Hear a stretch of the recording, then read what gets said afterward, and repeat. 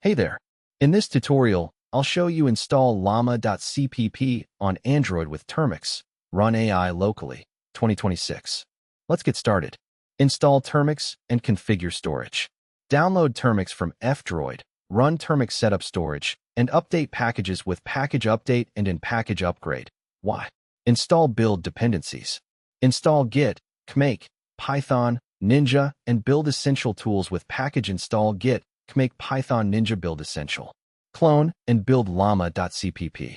Clone the repo with git clone https://github.com/github/llama.cpp.